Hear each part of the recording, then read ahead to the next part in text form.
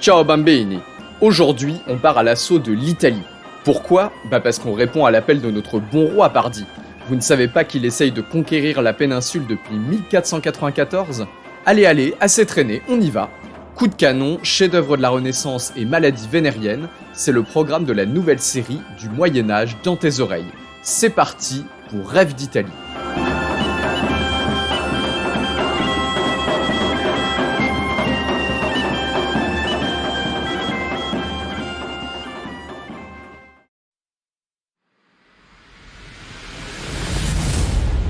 Dans cet épisode, le roi a besoin de l'appui du pape pour son nouveau projet. Naples, une fois encore, s'enfonce dans la guerre et le pillage. Adieu les pizzas et la Dolce Vita. Vous écoutez Rêve d'Italie, épisode 10. Naples, retrouvé mais reperdu.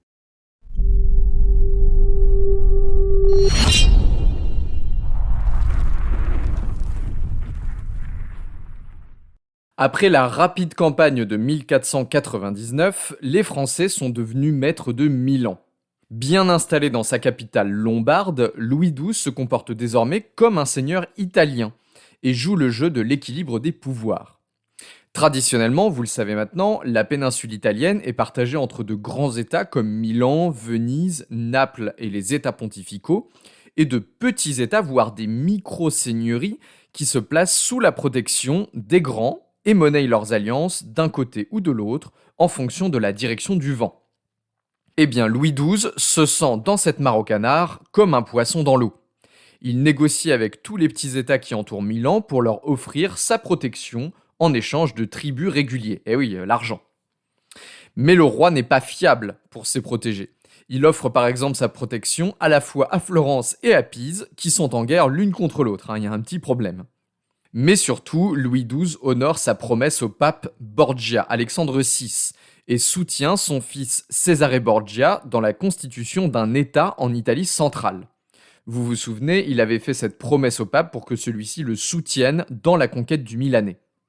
Le pape voudrait faire de son fils le duc de Romagne, au centre de l'Italie dans les États pontificaux, et Louis XII lui fournit des troupes pour cette petite aventure. Sauf que le Césarée, parfois il est un peu trop gourmand, c'est-à-dire qu'il menace des cités protégées par Louis XII, mais avec des soldats prêtés par Louis XII. Vous voyez un peu le bordel. Si le roi de France se donne autant de mal, c'est qu'il a besoin de l'appui du pape pour son nouveau projet, la conquête du royaume de Naples. Et oui, Milan ne lui suffit déjà plus, c'était la passion de sa vie, il faut s'en souvenir. Il faut dire qu'il s'est trouvé un compagnon d'aventure pour la conquête de Naples, le roi d'Aragon. Vous le connaissez sûrement parce que c'est un monarque archi connu. Il s'appelle Ferdinand II d'Aragon, dit Ferdinand le catholique, et il a dirigé quelques petites entreprises sans prétention, du style découverte de l'Amérique par Christophe Colomb et reconquête du royaume de Grenade. Des broutilles, quoi. Eh bien, Ferdinand, il aimerait bien lui aussi saisir Naples pour l'ajouter à sa couronne.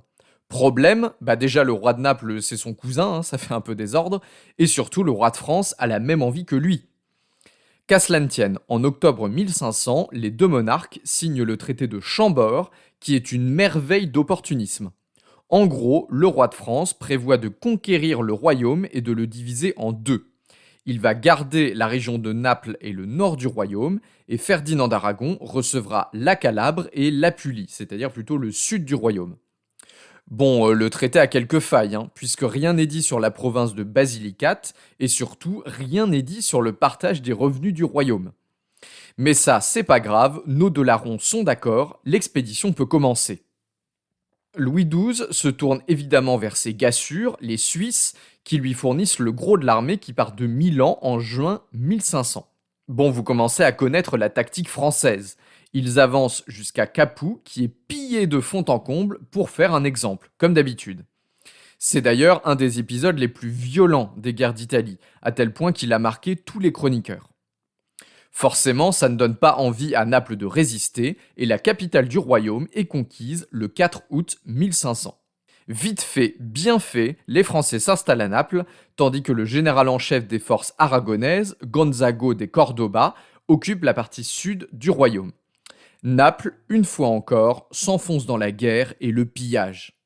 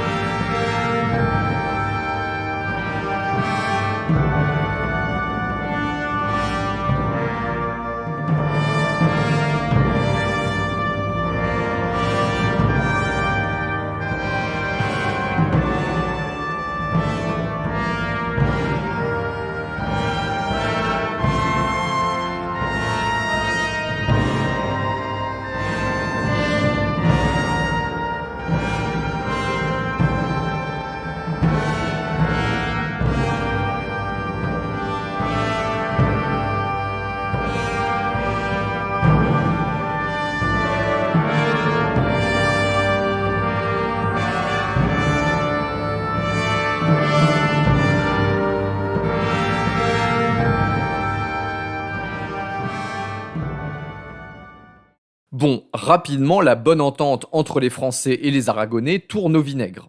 Les troupes mal payées font régner l'insécurité dans le royaume de Naples et les barons napolitains jouent de l'antagonisme entre les deux envahisseurs pour accroître leurs prérogatives. Des deux côtés de la frontière, les escarmouches se multiplient jusqu'à éclater en guerre ouverte entre les deux armées au début de l'année 1502. Bah oui, fallait s'y attendre. Gonzago de Cordoba, le grand général aragonais, est en sous-effectif et il préfère retirer ses soldats dans quelques places fortes bien gardées. Au début, du coup, l'avancée des Français est facile. Ils prennent de nombreuses villes en Apulie sans trop de résistance. Mais rapidement, devant cet ennemi qui se dérobe, la campagne française patine. La guerre coûte cher, les troupes mal payées désertent à un rythme effrayant et les nobles napolitains doutent de la capacité des Français à conquérir le reste du royaume. Les Français, épuisés, accusent Venise qui, selon eux, ne les aide pas. Il est vrai que les Vénitiens, qui possèdent des comptoirs dans le royaume de Naples, à la fois dans la partie française et dans la partie aragonaise, préfèrent attendre de voir l'issue de la guerre avant de s'engager d'un côté ou de l'autre. Classique des Vénitiens, ça. Malgré un premier succès contre les Aragonais à Seminara à l'automne 1502, les Français n'avancent plus vraiment. Le sort des armes commence même à s'inverser. Gonzago de Cordoba vient de recevoir d'importants renforts composés de ces fameux lansquenets allemands connus pour leur tactique mêlant piquier et arquebusier. En avril 1503, Louis XII et Ferdinand d'Aragon se réunissent tout de même pour faire cesser la guerre et décident de revenir aux limites initiales entre les moitiés nord et sud. Et là, chose improbable, les deux généraux en chef sur place, Gonzago de Cordoba pour l'Aragon et Louis d'Armagnac pour la France, décident de désobéir à leur souverain, tout simplement. Malgré l'ordre de cesser les hostilités, ils ignorent, poursuivent la campagne et se rencontrent sur le champ de bataille de Cerignola le 28 avril 1503. C'est une terrible défaite pour les Français. Les piquiers suisses sont sévèrement battus par les lansquenets allemands et le général, Louis d'Armagnac, est même tué d'un coup d'arquebuse. Les Aragonais victorieux entrent dans Naples, mais les Français ne s'avouent pas vaincus. Une armée de secours arrive de Milan, commandée par Louis de la Trémoille, l'artisan de la conquête milanaise. Les deux armées se font face de chaque côté du fleuve Garigliano, au nord de Naples. Allez voir les photos, c'est super joli. Mais bon, c'était pas vraiment le plus important à ce moment-là. En plein hiver, alors que des pluies diluviennes font souffrir le martyre aux soldats frigorifiés, les troupes aragonaises tentent une percée et réussissent à écraser l'armée française. Louis de la Trémoille perd même son artillerie qui tombe dans les eaux du fleuve gonflée par les pluies d'hiver. Nous sommes le 29 décembre 1503 et Louis XII reçoit un piètre cadeau de Noël. Ses chefs militaires sont tous rentrés en France avec ce qu'il reste de leur armée et le royaume de Naples est à nouveau perdu. Autant dire que le roi est colère. Il en veut à tout le monde, à Venise qui ne l'a pas soutenu, aux Suisses qui se sont montrés moins bons que les mercenaires allemands, et surtout à ses capitaines qui ont laissé perdre le royaume chèrement conquis. Il faut dire que les capitaines français font alors pâle figure face au général aragonais Gonzago de Cordoba, que la postérité va surnommer El Gran Capitán. Cette fois d'ailleurs, c'est définitif. Naples ne sera plus jamais française. Adieu les pizzas et la Dolce Vita, c'est au tour des Espagnols d'en profiter désormais.